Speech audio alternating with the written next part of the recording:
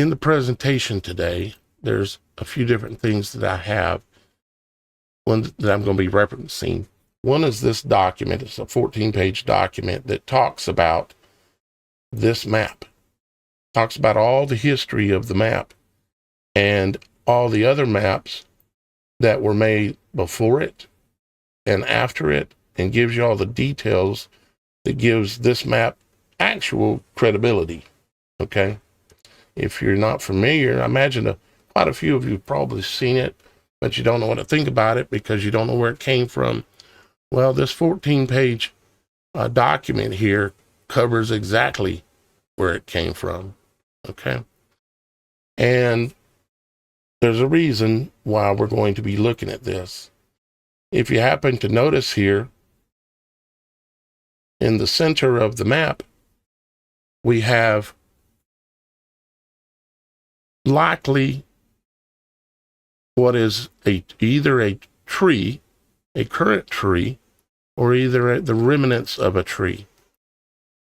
Kind of like some of the shows that we've done talking about the tree remnants that are these giant mesas that you can find all around the world that look like tree stumps.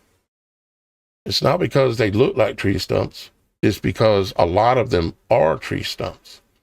So we got this large tree, hence the thumbnail for the show today, with 4 rivers that are said to run to it. Okay. And off of each of those rivers, you have, turns into a lot of smaller streams and rivers that run out into the waters. And the water itself, theoretically, I think the waters, this is a source of water that comes up from below and flows out down these rivers. Now, you would have to really go read this document to really understand and give any credibility to this map. You can go read it by going on the Supernatural Show website and go to, you drop down the menu over here, you come down, it says the People's Library. You click on the People's Library and you'll get this page here. And there's a number of things here that you can pull up and read about, like the Hopi Indians writings, some occult books that you need to be, you can read anything, but be careful about allowing some things to influence you, because I'm not vouching for these books. I'm making them available for you to check out. Then there's also this one here that says World Maps, WHIRLED Maps, World Maps. And there's a reason why I call it that, and I've explained it plenty of times. If you click on this, it's going to make this document and other documents available to you. So you can go in there and look at this document and see this these amazing maps that are here that show something that most people have never even considered as being real. And that is that there's a reason why these guys call themselves this. Okay? BlackRock. Basically the most powerful financial organization or group of, I don't think I can use the word that they are on a live show on YouTube. Or should we call it juice box tube? Yeah, something like that. Juice box tube. Yeah, juice box tube. That's a good one, right? I got a weird sense of humor. But so that's okay, I do too. So BlackRock, right? Now, what I think that they're referring to is this. And this right here, if you look at the name of it, it's called, and I'm not going to pronounce this right, Rupes Negra I can't even pronounce the rest of it, but it translates to basically BlackRock. Okay. And I think that it's likely, highly likely. Well, let's talk. We're talking theory because I ain't been here. Okay. But some of this area of conversation is a little bit more than theory, because we're going to be looking at the human body and comparing it to this. The four rivers. And then we've got this black rock, which is likely an ancient tree stump of a very rare type of tree. And I don't know what kind of tree. I could theorize about it, what it might be or whatever. But a very rare black tree or black rock that's looks like a giant tree stump that has four rivers flowing out from it. So now, why do I find that interesting? Because I have come to understand that if you want, and this is not theory, if you want to understand the true nature of this world. Now, I know we've all been told all kinds of things by NASA and our science teacher at school that had the little balls and stuff floating around on a fake sun and doing all this kind of stuff and claiming there's outer space. And now we got a comet coming, Comet 3I, I think it is, that is coming, and they're saying it's looking like an alien craft. It's got headlights on it. They're just going wild with it. And yeah, we'll be talking about that some more here real soon. But they're saying they tell us that aliens are real. The alien. See, they put the word lie right in there, just like they did with library. You see, library, where you go to read all the books that they wrote, or most of them anyways, that you'll get from public library. It's a lie and brary. Brary is a group of something, and lie is what it is. It's a lie. It's a deception. That's why they named it library. It's the same reason why they named aliens. And many other words in our English language are the same way. It's spell casting. That's why you had to go to school to learn how to cast spells, literally. So now, Shannon, jump in at any time, darling. You know me, I'll hog up the mic. But I wanted to look at and relate this to, like, for instance, the Garden of Eden. Okay. The Garden of Eden. Now, I'm not saying this is the Garden of Eden because I don't know. But I do know that we have amazing lights that flow from this place that light up the entire world. Literally the entire world has gotten lit up twice at least in the last year and a half, since the April 8th eclipse of last year, where we've seen these amazing lights and auroras in the heavens, right? And so the Bible says that the Garden of Eden has 4 rivers that flow from it. Okay? It says the Garden of Eden that splits into 4 headwaters, and it gives the different names here of that, okay? And what I find interesting is that we have the Garden of Eden with 4 rivers. We've got the Mercator map, which is a very old map, has 4 rivers, as we can see here. Okay. This is like in the center where, I think that we have what's called a magnetic north, and then there's an actual north. And I think that there's actually, I'd have to have a lot more graphics to show y'all guys to make any sense out of, if I go too far down this rabbit hole. But put it this way, there's more lands out there. Some of it just stays frozen on one side of the Arctic area, and the other side is continuously melting all the time.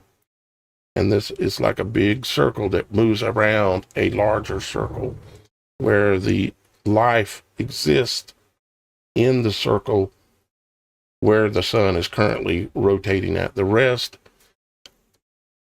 is either frozen or has some other type of light source. But this is supposedly in the middle of that. If you go back and you read the document, this document, you go back and read this, this is the red circle here in the middle, which is this map. Okay? And so you have like America and South America and all of that out here, and Asia and Africa and all of that. But in the middle, and this map is from 1593. 1593. This is the actual map. And these guys were explorers and truth seekers. And obviously this map isn't exact, but I find it highly interesting that it has this in the middle, the four rivers. Now, what we're going to do is we're going to take a look at some things about the human body and areas of the human body that are what I call points of creation. Similar to what would be considered the Garden of Eden to be a point of creation. Okay?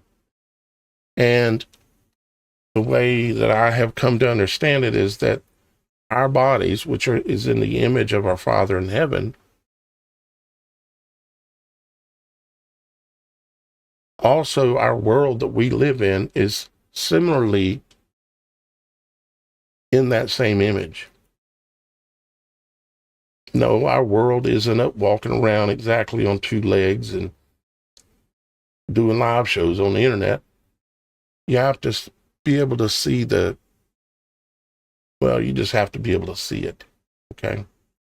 Because I can't see it for you. But if we take a look at the human heart, okay? Let's just pull up a human, matter of fact, I got a better way we could do that.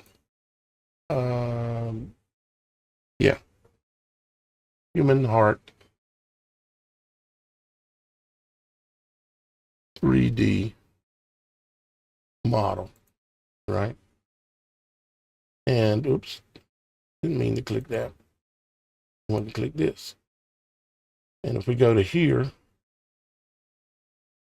you're going to be able to see likely a 3D model of a human heart. Now, first off, right out the gate, what is interesting that I noticed, okay, is, well, several things, okay? And I'm going to go through it with you here.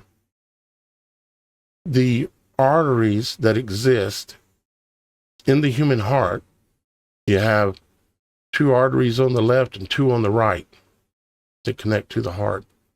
So you have 4 rivers that flow from it. Here is the human heart. Okay.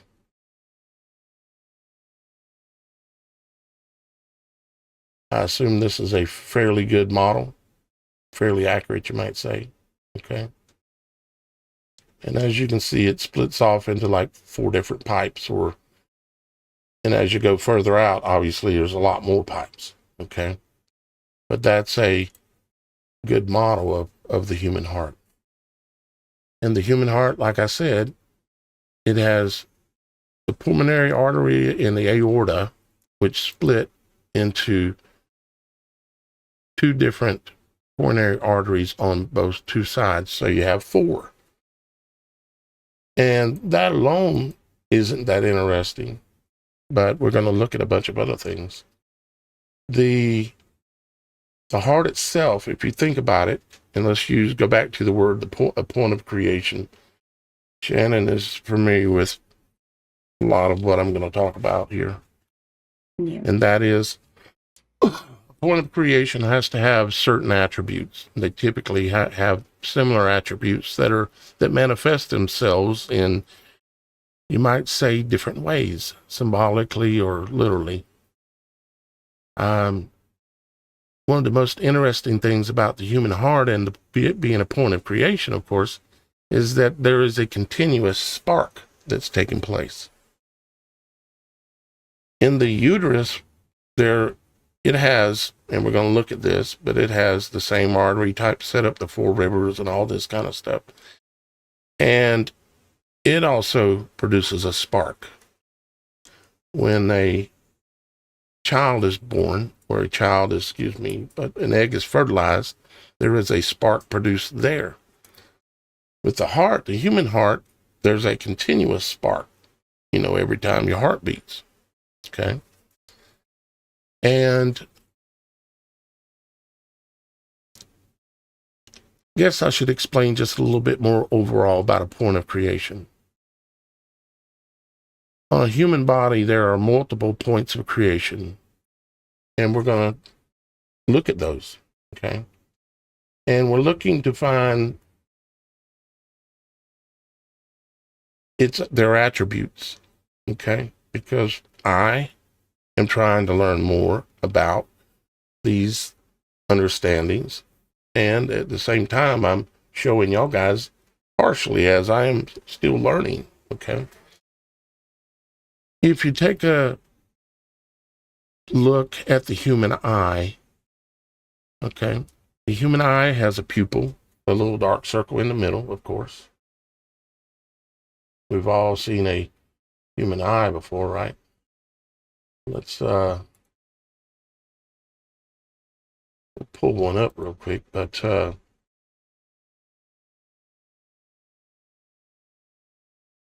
if I can spell human. Oh, come on, Daniel.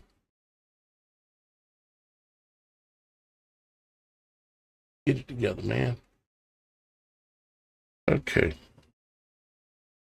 So the human eye, right?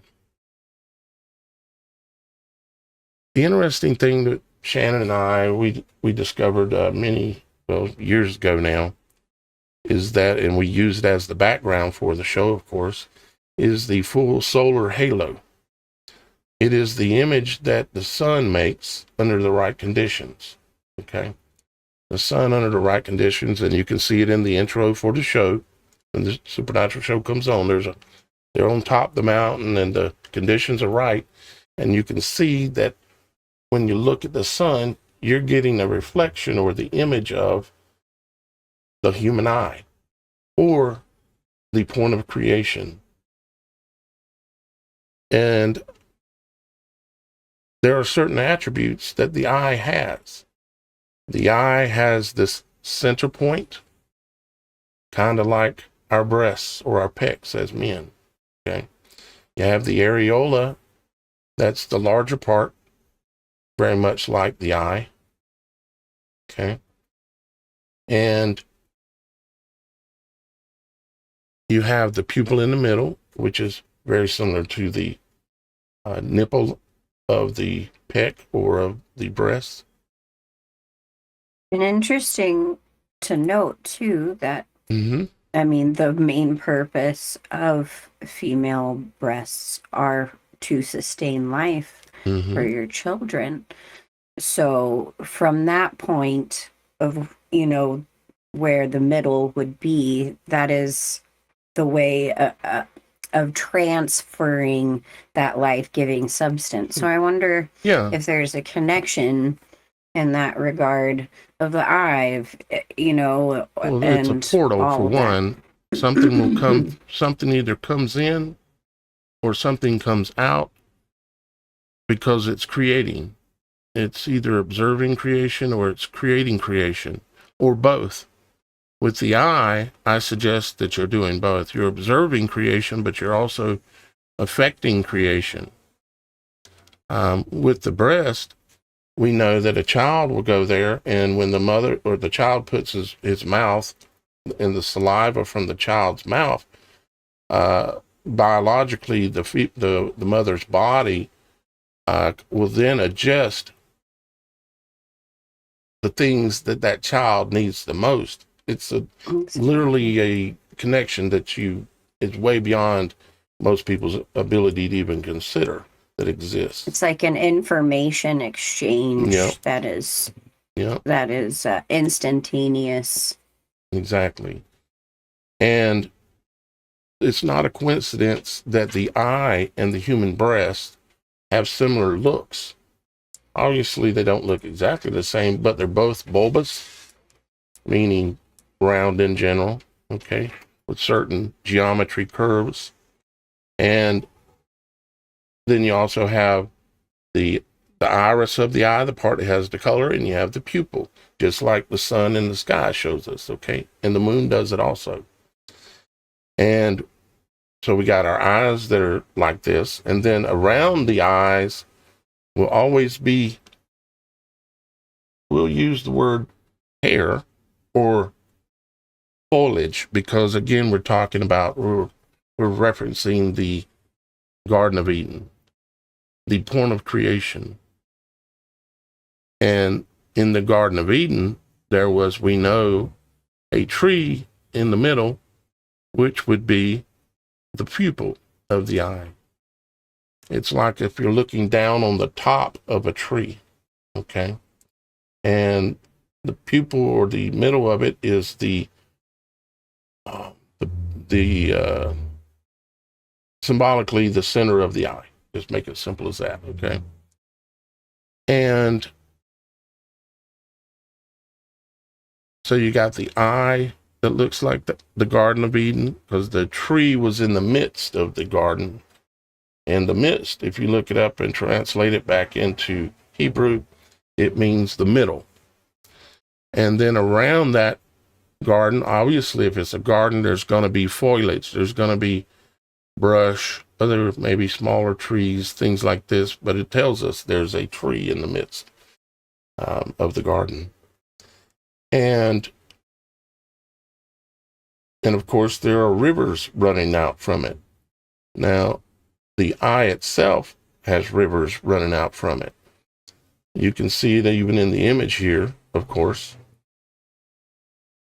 that there's all these veins and rivers running, but there's also arteries that run to the eye, and we're going to take a look at here in just a moment.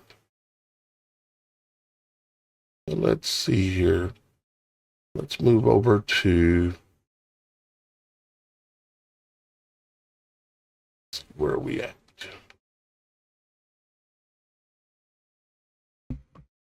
Okay, we were here. We have 4 arteries, okay?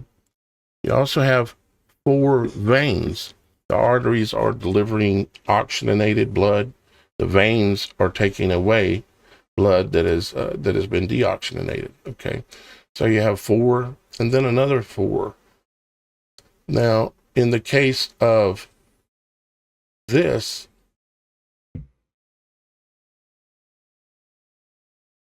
it would make me think that the rivers that are running away are delivering true living water, okay, that are coming up out from there and are flowing out into the oceans of the world, okay? Very similar to how the heart works. You're going to have, you have the delivery, and you also have the exit, I guess you'd call it. All right, let's go on back over here. And we looked at the heart there. It also has 4 valves, okay? And that's kind of a recap of it. As you can see, if you wanted to pause this later, you can check that out. And that's the 4 major veins. And then we looked at the breast, okay? And you'll notice at the bottom, it says down here, 4 main arterial sources, okay? And it gives the different names of the different ones here. It says the breast is richly supplied by branches from several arteries. Internal thoracic, from mammary, is the mammary artery. The lateral thoracic artery from maxillary, and the thoracochromial artery, pectoral branch, and the posterior intercostal costal arteries or lateral branches.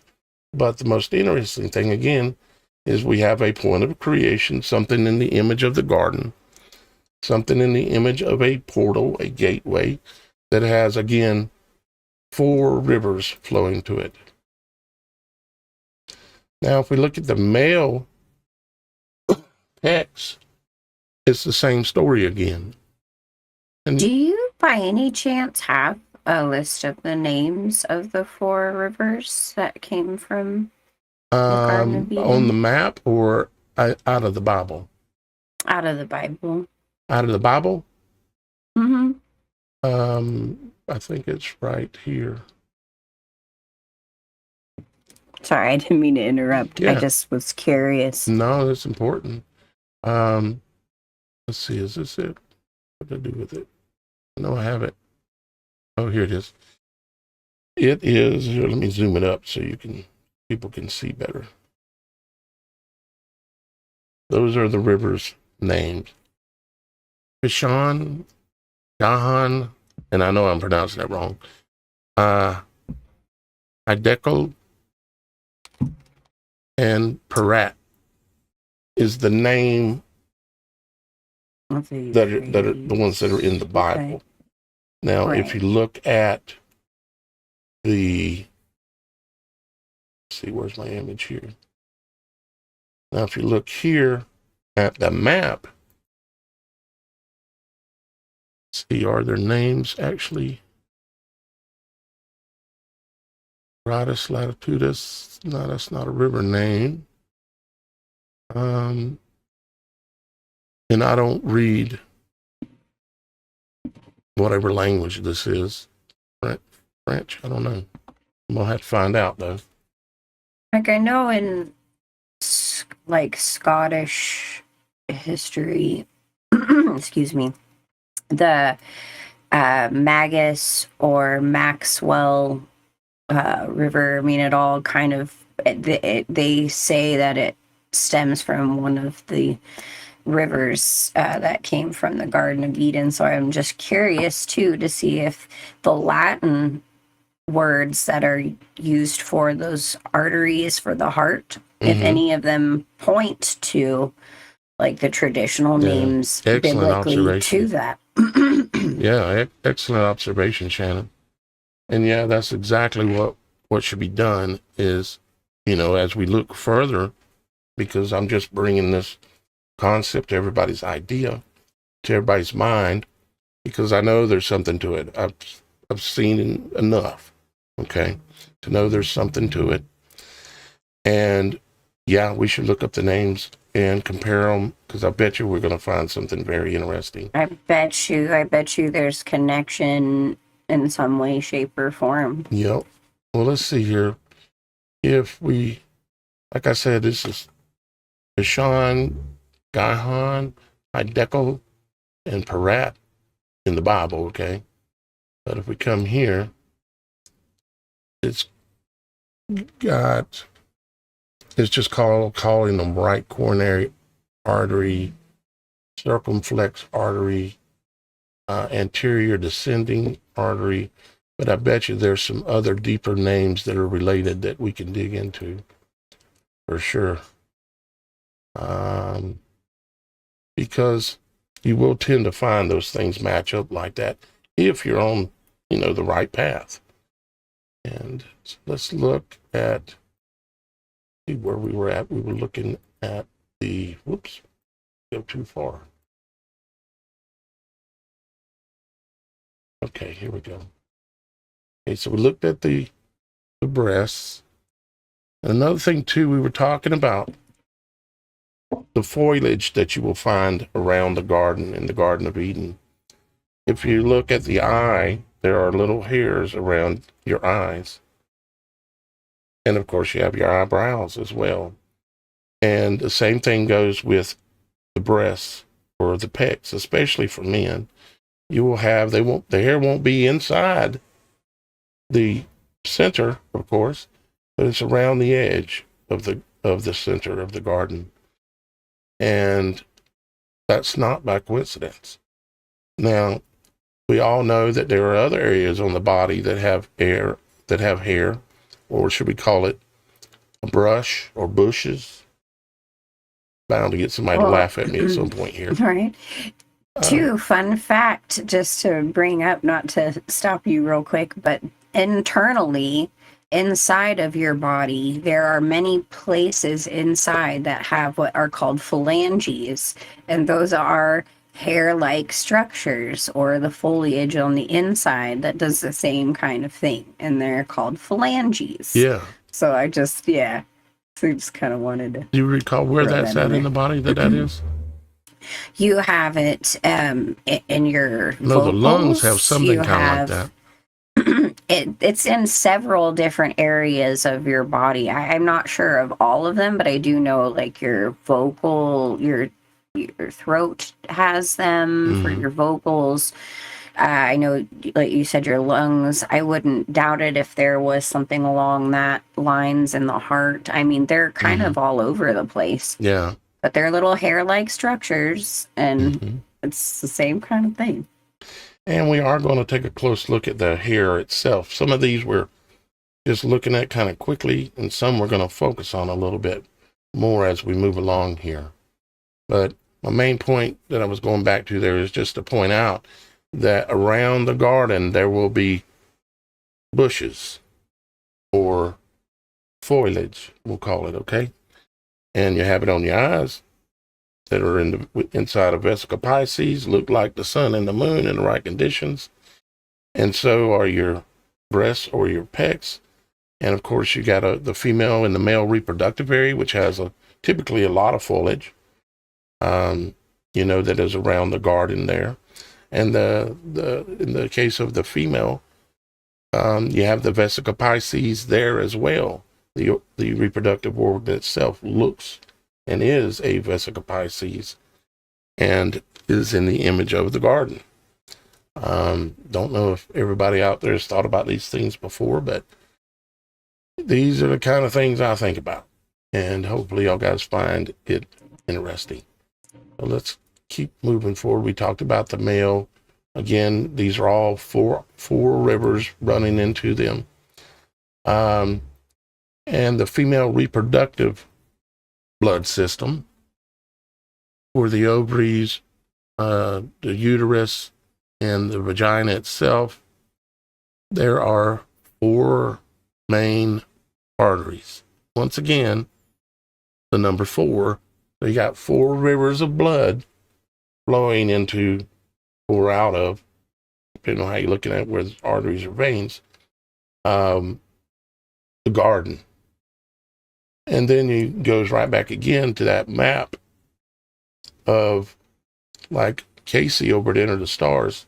He said many times that he thinks that the auroras that we see, and they match up very well with, if you read the book of Enoch, of the lights that come out of the garden from with the flaming swords from how the garden's protected and all this.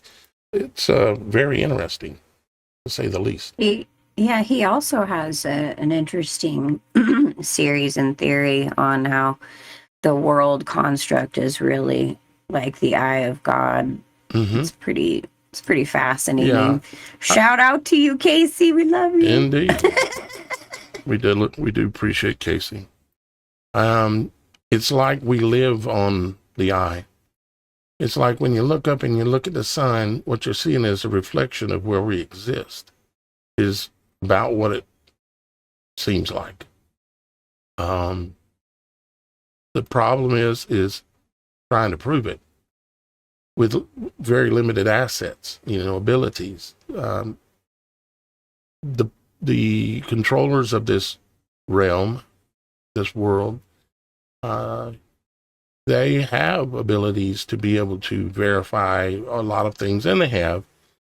And I'm sure that's why it's called Black Rock, and a lot of other things that show us, even when they sit down and they do their hands like the tip of the spear, or it could be looked at as a Vesica Pisces. It's a point of creation they're doing with their hands. It's they're trying to manifest their reality, what they want, which is not the same one I want. All right, so when we look at there is a little difference here when we look at the male reproductive blood supply. It goes from being 4 to 5, and I don't know if it's somehow maybe including one in here that should not be included, but it did go from 4 to 5. It says the testicular arteries, the cremasteric arteries, and the artery to ductus deferens,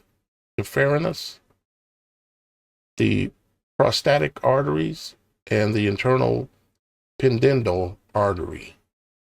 And it comes up with 5 in the case of the male, but 4 in the case of the female, which I find interesting. I'm sorry, I'm looking at the names on the male side, right? And the cremasteric artery, I mean, or like cremation, I mean, that's like Crema. burning of. Yeah, the crema would be obviously that's going to be like to break things down to dust, right? You know, that kind of thing, right? That's sorry, I just saw that and I was like, what? Yeah, that's an interesting observation for sure. I'm a nerd for etymology. Yeah, apparently I am. I'm just not a very good one. That is what it is, you know. I'm good at a lot of things, but I'm okay at some things. Now, if we look at the veins, when it comes back to the male, it goes back to 4. But for arteries, it was 5. There's like some extra blood. Oh, wait a minute. Duh. Okay, so the reason that you got 5 with a man is because the penis has to be filled with blood. Okay. Right. So that obviously, I would imagine if I read here, there's one of these that is specific to filling the phallic with blood. Okay. So that may be the difference in the 4 and the 5 thing, is that there has to be one to do that job. Okay. Right. But we got that. Now let's look quickly at the arterial supply of the brain and head. And right out the gate, we got 4 again. So we have a point of creation, which is the head itself, the brain, the literal holy of holies, as Shannon knows what I'm talking about. And the holy of holies in the temple. So your body itself is the holy place, but your head is the holy of holies. The temples of old that were built back in the day, they were built, and they're still doing it, but they were built in the image of the human body. And where you enter the temple, like Solomon's temple, is you enter through the porch, which in that case, the porch is the reproductive area of the body. And even the Catholic churches these days, when you go to the Catholic big basilicas and you go into that Vesica Pisces door, you're entering in through the female vagina into the church. It just is what it is. Question. Yeah. Could it be with the male, considering like in the comparison of the 4 rivers and the tree of life and all of that kind of thing? I mean, wouldn't the phallic be the tree of life that enters into the vessel of all the waters that come out and the life-giving thing? So it just kind of makes sense that there is a 5th artery, because it's like the blood of the tree. It is the way the tree is erected. Okay, yeah. I had to throw that in there because I was like, does this make sense? I don't know. Could just be my brain. No, it makes sense. So absolutely, it makes sense. You know,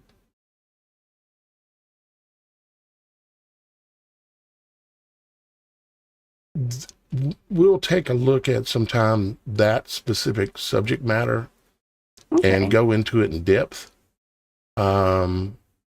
Because that whole subject, one, it's kind of touchy with people, but two, it's it really needs to be a deep dive on its own, because that the reproduction act, everything about it, the storms that come up out of it, all the things, and me and you've talked about some of this stuff quite a bit in the past. You know, the storms that are built from the, well, you know what I'm talking about. Right. And so, yeah, you're right on the money for sure, Shannon. And no, you're not just throwing things in. Everything you say is on point. That's why you're the co-host. All right, so let's see. Let's look at, so we looked at the brain just briefly here with 4 arteries again. It says they form the circle of Willis at the brain's base, giving, it says at the brain's base. And it's the internal parotid arteries and the vertebral arteries, but there's a total of 4. And now let's look at the eye a bit closer. And that I mentioned that, of course, the eye is a point of creation. It's in the image of it. And it has 4 arteries. Once again, the eye itself. Got the central retinal artery, the ciliary arteries, the lacrimal artery, and the supraorbital and supratrochlear arteries. Okay. And there's a lot of things that you could say about it, but what I'm really finding and seeing, there's tons more depth to go into any of these subjects. But the fact that all of these points of creation, with the exception of the penis, has 4 rivers flowing through it. And so we're saying, as I started this show out, saying, okay, we're in the image of God. So what is our world in? Is it also in the image of God in a way, symbolically or literally? In what ways? And then when you start looking at our map that we looked at from the very beginning, which I'll pull up again real quick for those of you that are maybe late getting here. Here's our 4 rivers on a map that was made in approximately 1593 by Gerald de Jody. Okay. This document, like I said, is on the website. If you want to go pull this up after the show and read this, it's about 14 pages, and it builds the credibility story for this map. Okay. And it's on it's in the library right here on the Supernatural Show website. And there's other things in there too, but right here is your world maps, and you'll find that in there. All right. Back to where we were. Let's see. We are about right here. Okay. So now we're again looking at the eyes and realizing that they are points of creation. They have all the attributes. But there's something else about the eye. Excuse me. I mean to cough at the mic. God. Like blew it up in my head. My headphones went boop, boop, boop, boop, out from my head. That's why I mute every time. Yeah, I needed to do that. Sorry, guys. I'll get better at that. My mouth gets so dry from talking so much. So now let's talk about the eye. We've been talking about portals, points of creation. What are you creating? Are you just observing the creation with your eyes, or do you have some other ability? Well, there's actually a little known fact that most people don't realize at all is that the eyes actually produce light, the human eye. But the light that they produce is unperceivable to the human eye, at least from a vision standpoint. We may perceive it somehow, but we're not perceiving it from vision necessarily. You ever heard somebody say, felt like somebody was watching me? Yeah. And I think there was a song, I think Michael Jackson might have did it or something. It wasn't Michael Jackson, but it is, I always feel like somebody's watching me. Yeah. I ain't got no privacy. Oh. Yeah. Yep. But how does that work? Because it is a thing. How does it work that when somebody's got their eye, especially with bad intent, and they're looking at you, you somehow supernaturally, many people would say they know, okay? And then we also know, like I said just now, that the eye is what's called a biophoton emitter. Cells in the retina naturally release tiny amounts of light that's an ultra weak photon emission. Okay. It says studies suggest humans emit biophotons across the body, and the eyes may both emit and detect them. You know, there's a museum in Los Angeles where they show you how you can see that. You can actually see the little particles of light floating around when you do this thing at the museum. It's a trip. I mean, sometimes you can kind of see it with your naked eye when you're outside and you're just kind of staring out into the sky. You can see them. See what? The little light dots that move around that it's talking about in that. Oh, okay. That it emits. I guess I'd have to see the. Yeah. See it, know exactly what you're talking about. But I did take your advice, and I'm checking out the comments on another device over here. And there was one, Carla Summers had said, saying, "Whoa, you can't create life without the man to give the seed. The tree gave the seed from which the earth, the womb, gave life." And when you were talking about the little, points of light that emit and it reminded me of the seed of the, of creation along with the tree. So it just kind of all came full circle right now with that comment. And I just thought I'd throw that in there. Say that. Yeah. Gotta throw it in there. Yeah. Yeah. I know that our eyes are much more powerful than we realize. And there's other things like our hands, which we're going to get into here in a minute, hands and our feet, especially the hands. But our eyes, I highly suspect, well, there's two kind of eyes that we're going to talk about. One is the literal eyes that we see with and that we see everybody else has a set of them, which also the heavens have a set, if you haven't noticed.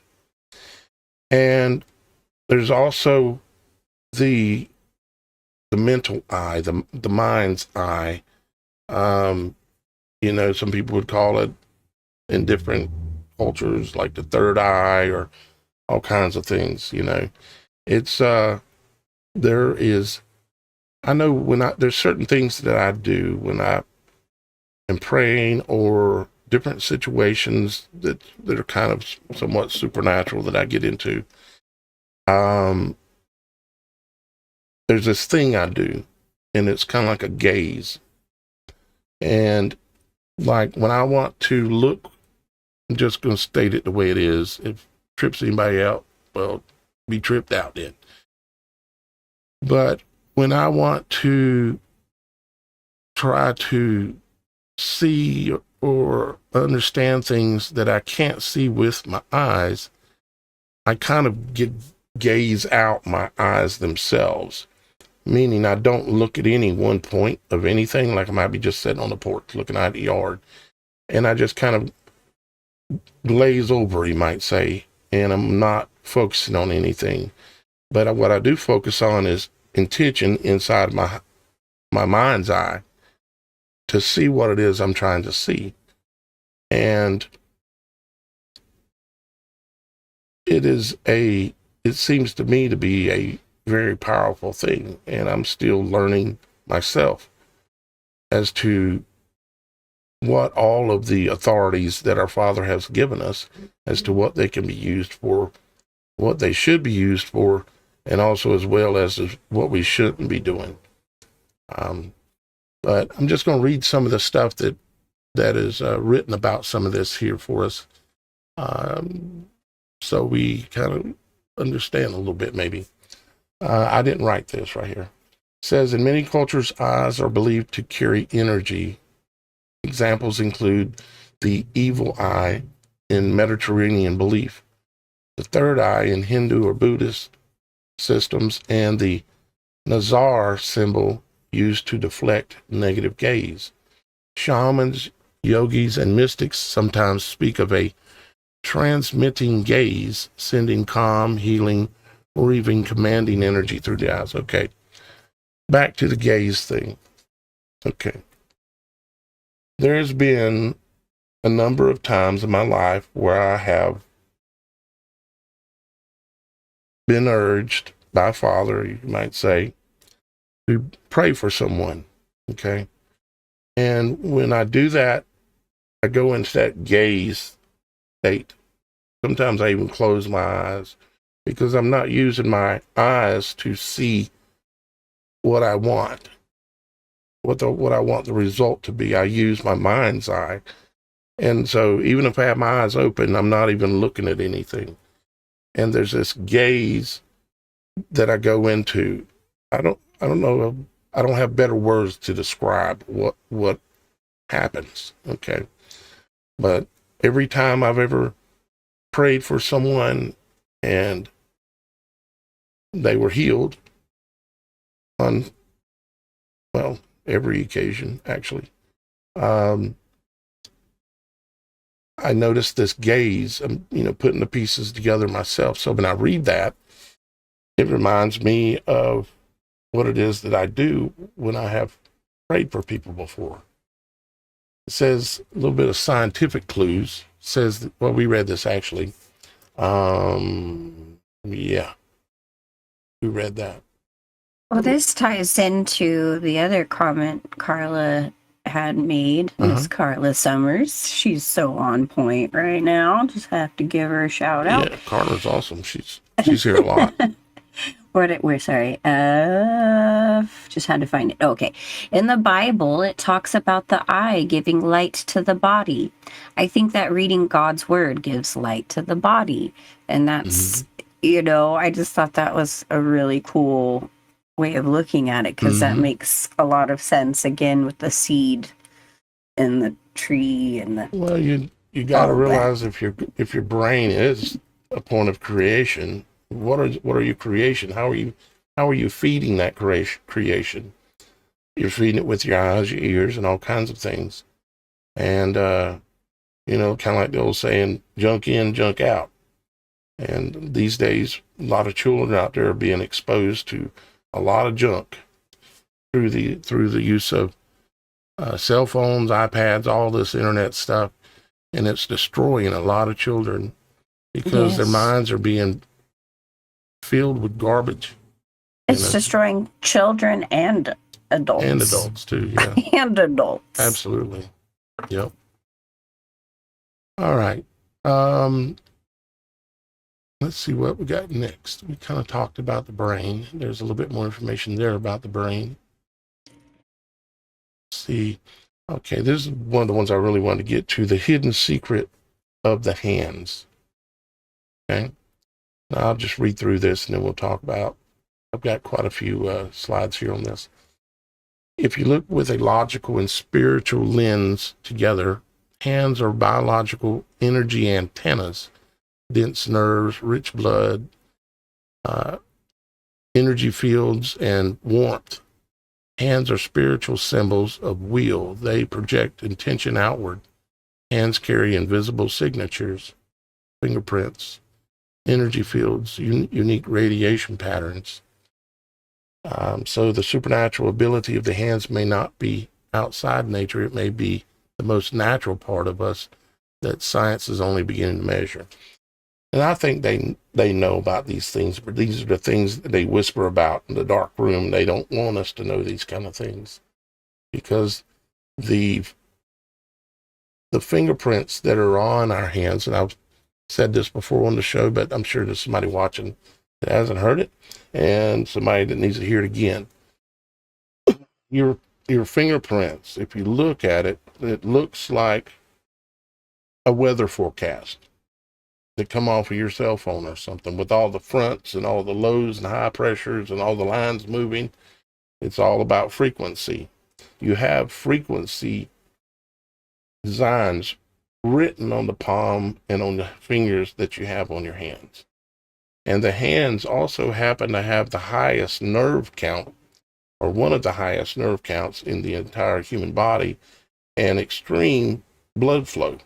Okay. The amount of nerve endings and vessels in your hand, the only place in your body that has more supposedly is actually the mouth and the tongue, which I found very interesting. But as you can see, the ridges are like your frequency llines. Sorry, there are phalanges on your tongue. Phalanges on your tongue? Uh-huh. That's what you were talking about earlier, right? Yeah. Mm-hmm. Yeah, because you asked where, and I'm like, that's one of the places. Okay. Eureka. Yeah. As you can see, every little ridge of your fingerprint, they're all individually supplied with sweat glands, blood, and nerve endings for every single ridge. And I say that they are not only for touch and to feel and to receive, but also to scent. I've said before, like, if you bump your head, what are you going to do? You can put your hand on it. If you bump your knee, what are you going to do? You can put your hand on it. Why? Because it relieves the pain. How? Because your hands have the ability to do supernatural things. They can emit healing energy. This is how hands-on healing and these kind of things are done. And it is absolutely a real thing, They can also be used to shape and create things and make things, and yeah, they're creators. You come up with it in your mind. I mean, you think about it, every car that's on the road, every building that's built was built in a mind somewhere before it was built by the hands. The mind builds it, and then the hands make it happen. They create. The hands by nature are creators. And should we just assume that they only can create in the material world, or can they also possibly create in the supernatural world? I would say that they absolutely have abilities in the supernatural world. Just none of us were told about these things, and few of us have ever looked or considered the possibilities of that. All right, let's see what we got. Talking about hands as energy projectors in traditional systems of different religions and cultures. In Reiki, Qigong, pranic healing, and other energy practices, the hands are seen as channels for life energy. Qua or prana practitioners often feel tingling, warmth, and magnetic light sensations in the palms. And I'll give you an example for myself that I've experienced a number of times. If somebody gets burned around me, I can go and it's a gift from the Father, but I can go and I can put my hands, I don't have to touch them. I just get like very close, but I don't have to touch. And I can pull, using my mind's gaze, I can pull the heat out of them and stop the burn and stop the damage, within maybe some limitations, possibly. What, darling?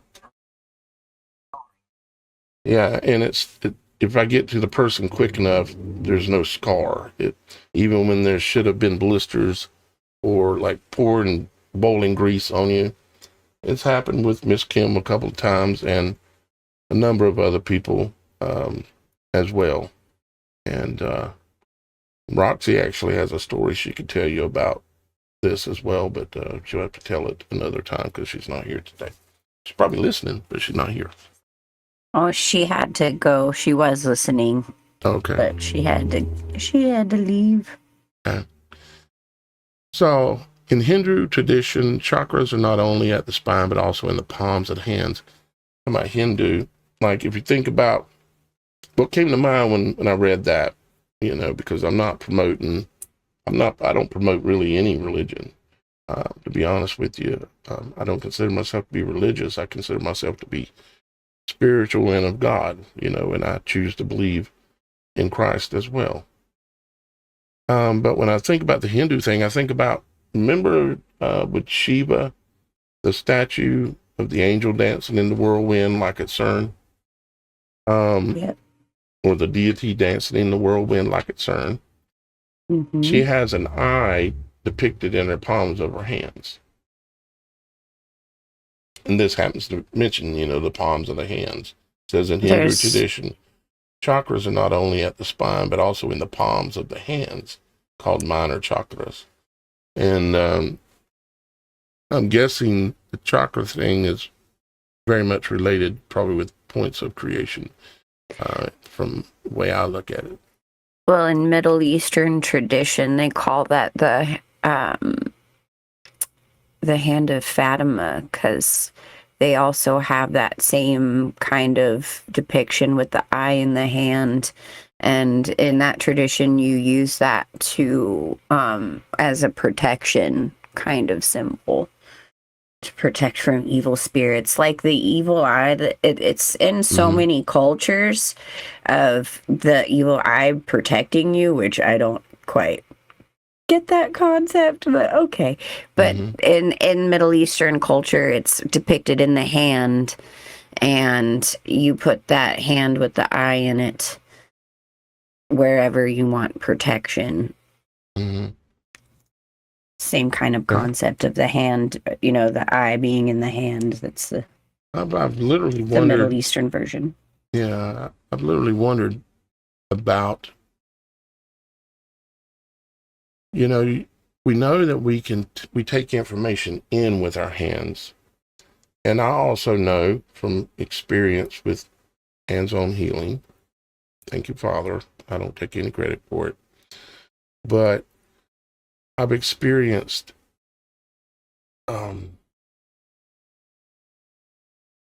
it's like, I wonder if the hands can also somehow, like, I guess you'd just say see, like almost like scent. Well, sense is a better word, like sense things that it's not touching, I guess I'll just leave it at that.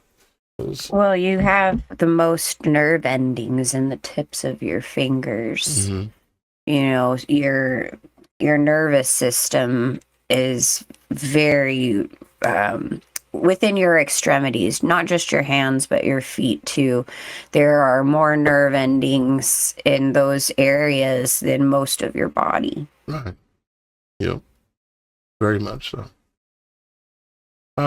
So read a little bit more. What makes the hands unique? Anatomical density. Hands have more sensory nerve endings than almost any other body part except the lips and tongue. Which would take me back to,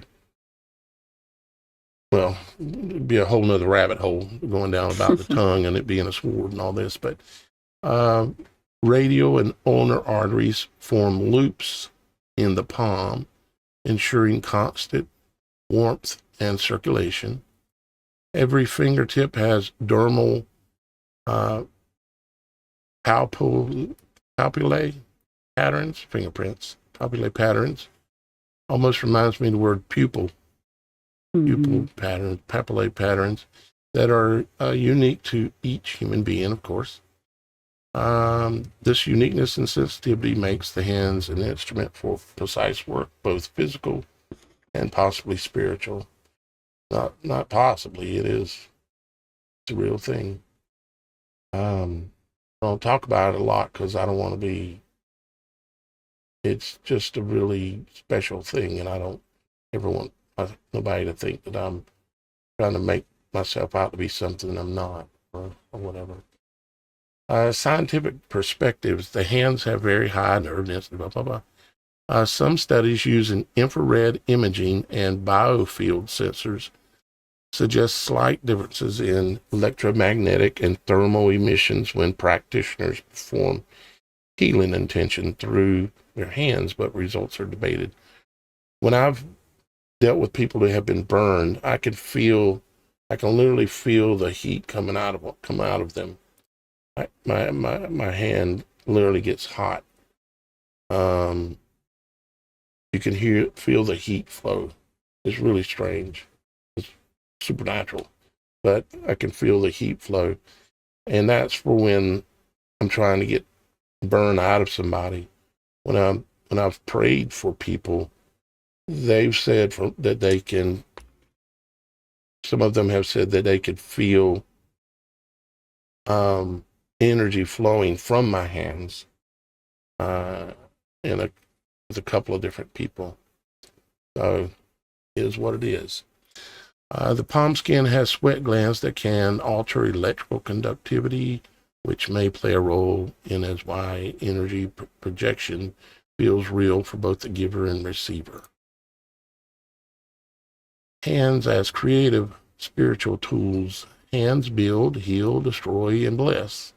They're the medium through which thought becomes action. Build it in the mind and build it with the hands. The hands are extensions of the heart and brain. Nerves connect hand movement directly to motor sensory cortex in the brain. Symbolically, the hand projects what the heart feels and the mind imagines. In other words, your hands are where spirit, thought, and body converge, which is pretty accurate, I would say. Invisible but logical energies. Let's see if I can blow this one up a little bit. Sorry, don't mind me. I'm kind of on a tangent of looking something up real quick. So if I'm quiet, I'm sorry. You're okay. I'm just reading right now.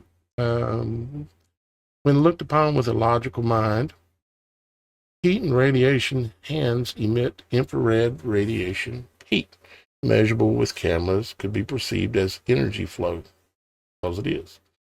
Electric fields, muscles and nerves in the hand generate bioelectric fields detectable by sensitive equipment. Biophonics, like the eyes, because the eyes emit light. It's a light that can't be seen with the human eye, but it can be possibly noticed by some part of the human body. Maybe it's the eyes, or maybe it's the hair on you. Like the eyes, cells in the skin emit faint light, invisible to the eye, but measurable. Magnetic fields.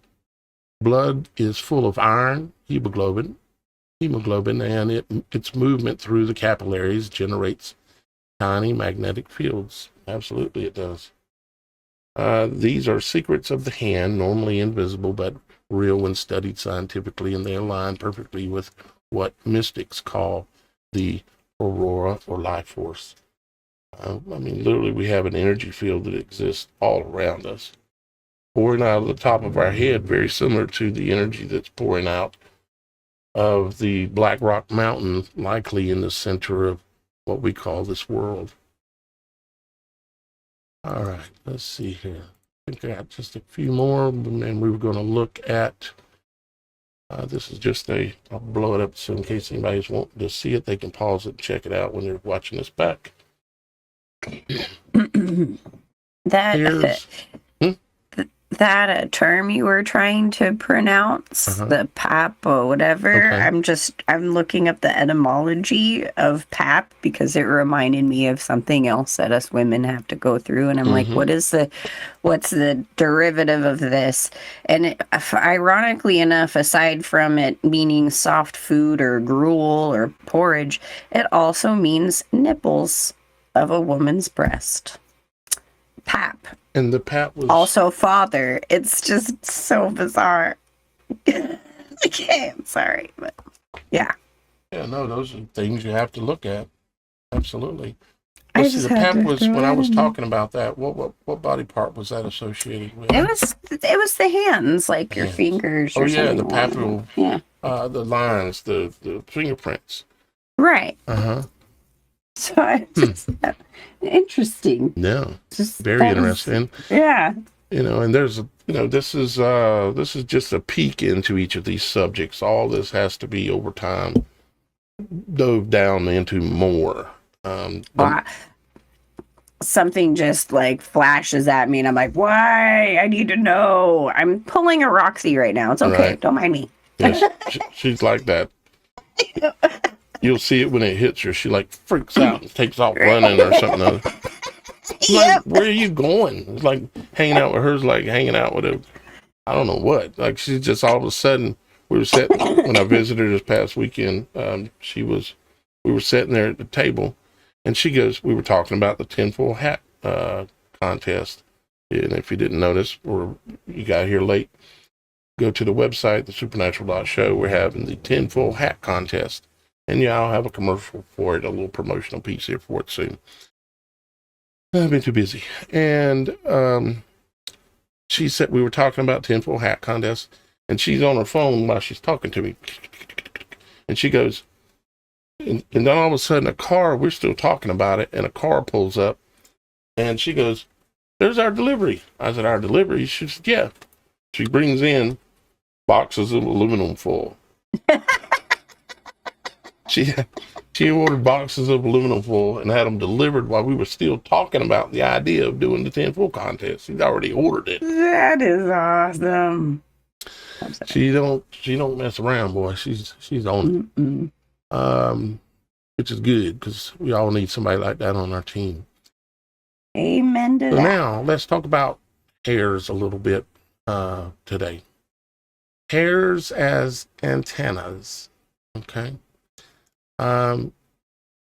I'll read this, but before I read this, I want you to know, and you can go to look this up, that the United States military did a study about 100 years ago. They were putting, maybe it was even longer than that ago, but they were putting braves, Indian braves, into the military. And they knew there was something special about the Indian braves because they had the ability to know ahead of time that someone was coming or trying to sneak up on them. And they would always know these things. So what they did was they took half of the Indian, or a section of the Indian braves, and they shaved their heads off. Not their heads, the hair off their heads. They shaved their heads off. Well, that was a quick experiment. We shaved their heads off. Shaved the hair off their head. And then the rest of them, another group, obviously, and they allowed them to keep their hair, their long, natural, brave hair like the Indians would have, like I have. And they competed them against each other, and you can go look up the studies and read all about it, but they found out that the Indian braves that kept their hair had way greater ability and connection with the environment around them. They knew when danger was coming. They knew when in their exercises, they knew when they were being snuck up on. They knew when so in other words, there's literal experiments that have been done about the hair being like antennae. And it makes sense. I mean, of course, every hair on your body if there's danger, what happens? All your hair stands up. I kind of spoke about it in the little intro I did at the beginning of the show. Your hair is always there. It's always just chilling out, but it lets you know anything from a little bug that touches a hair on you to if there's a dangerous situation, they go on stand and they are there for a reason. They're there to connect you with the environment around you. A lot of times women are said to have this special women's or mother's instinct. And I think it likely has a lot to do with the fact that most time women have longer hair than the average man. And then if you look at the culture today, the culture is basically for the man to have his hair short. And all throughout ancient times, all the men had long hair. And when a king or a conqueror would come in and conquer a territory, they would shave the heads of all of the men that they didn't kill. They would shave all their heads. And it once signified them as a slave, and two, it wiped out any capability that their hair gave them supernaturally as well. So, I wonder if, too, like, speaking of Native American cultures, if, when their enemy was deceased or they killed their enemy, they would fully scalp them and keep that hair with the scalp attached as a trophy, basically. Huh.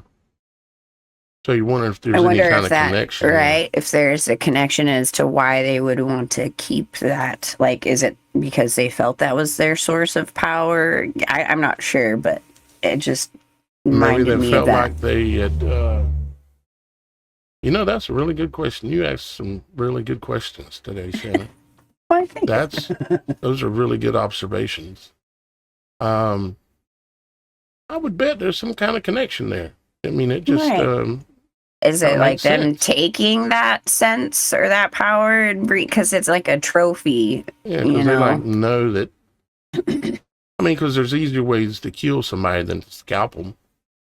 Well, it's after their. Well, not always. I can't say they did that when they were alive too. But then so that's not true. I would also have to just throw this in there that we're basing our knowledge of Indians scalping anyone off of probably some old Western on the television. Funny how the word lies in the middle of that word too. But I don't know. I mean, did Indians really actually scalp people? I don't know. Yeah, I mean, that is a fact. It is. It is a 100% fact. Yes. I didn't know that. But if they did, then there obviously is a symbolic reason because, there's a symbolic or maybe even more of a reason for it. Well, it's like if it's a trophy, to me it seems like they are taking that strength, that power, that ability to whatever as a trophy is. If you're humiliating them by shaving off their hair while they're still alive, in this kind of thing as a trophy, it's like you're taking that power. You defeated that. I mean, this is my hypothesis, this is my educated guess, but I'd imagine that it has something to do with that. Yeah, I think you're right. Yep. So a little bit more about hair here. Hair follicles are surrounded by nerve endings called root hair plexuses. When a hair moves, the nerve detects even the slightest vibration in the air. Vibration is also frequency. So it can detect frequency is what it's detecting. This is why the body hairs can sense an insect even before it lands. This made me think of something too. I don't know that it's really related, but it was something happened about a week or two ago that kind of tripped me out when it happened. Me and Miss Kim were out in the backyard, and she wanted a stick to knock down a spider web. And there was a stick about an inch wide, leaning in about 4 foot tall, leaning up against the shed back here. And I reached and picked that stick up that was leaning against the shed.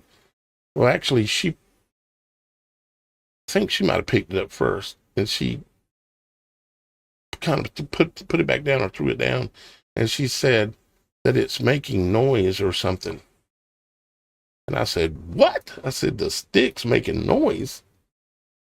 And I'm like, what? And then I go and I pick it up, and it felt like electricity flowing.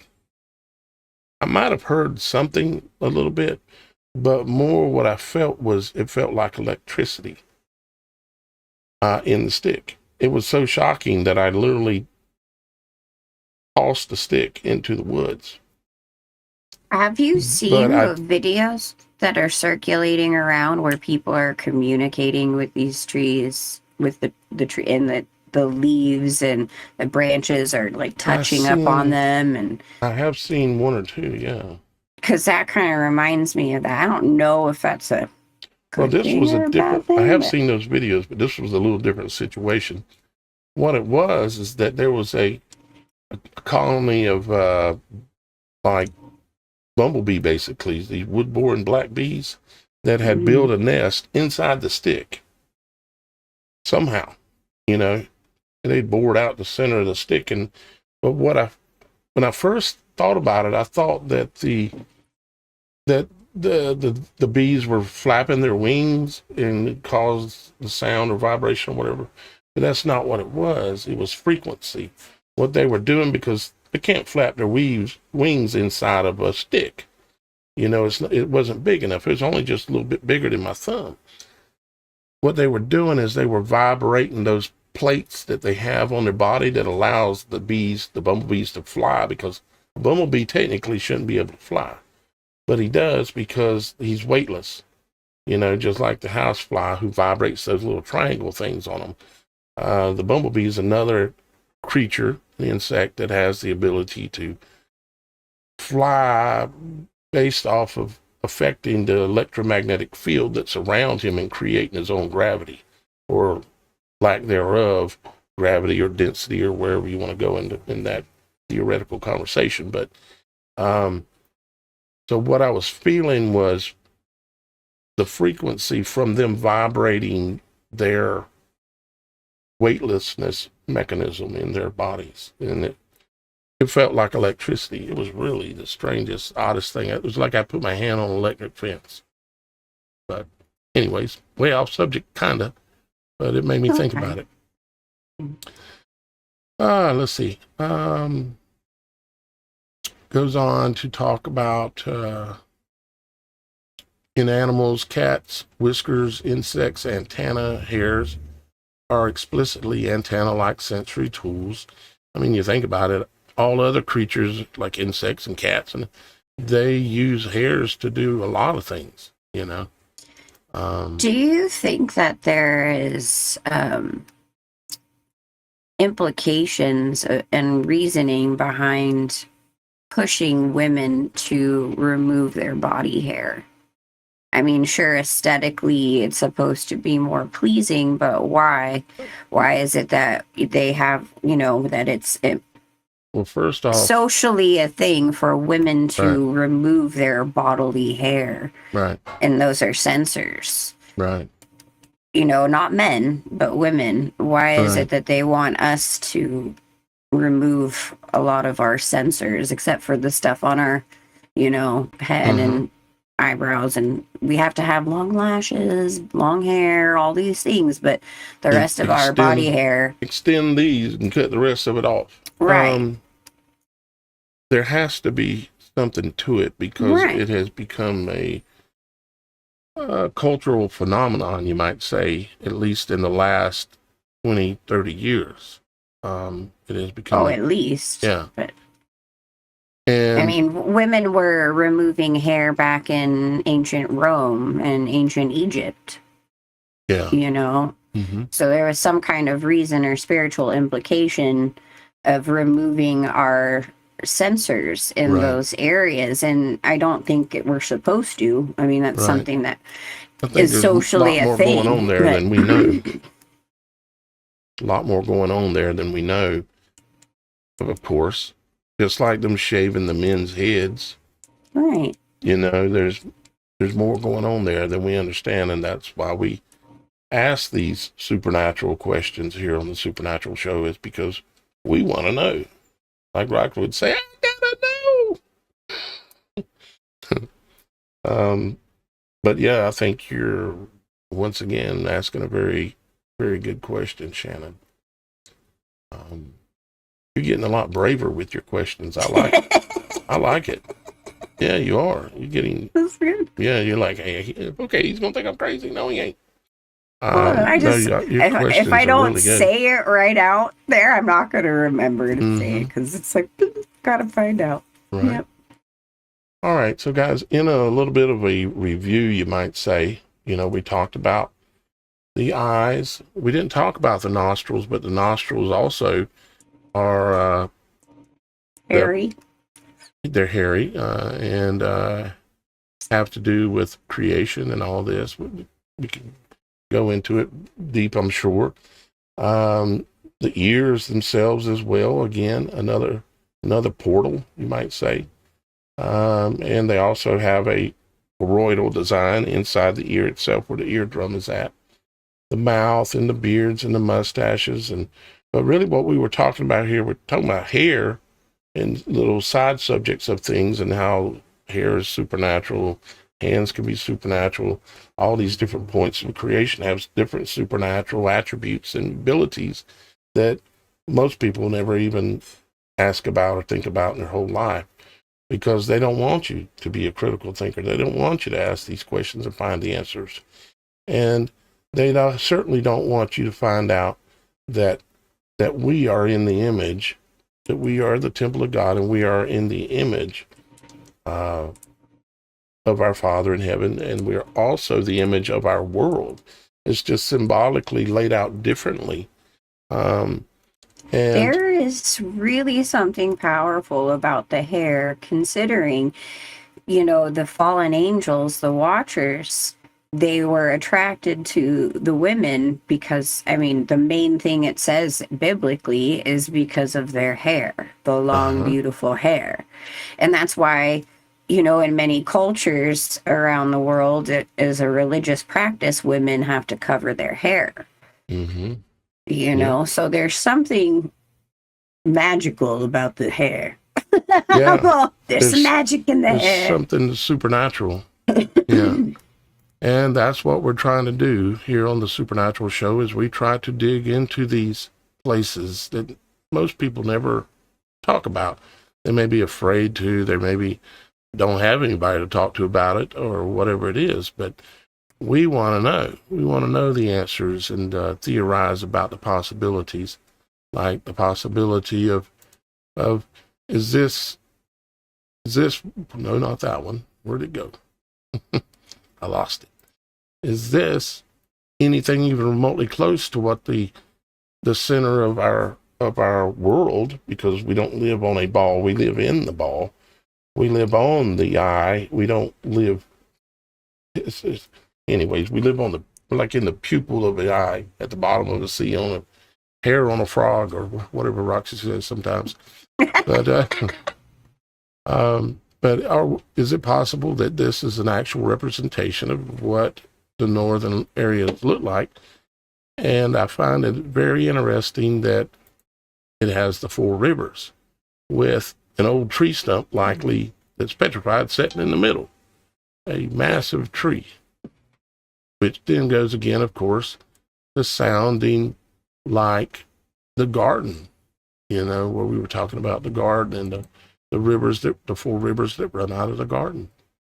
I think that there's definitely some truth there, and as time goes on, we'll definitely continue to see more of that truth.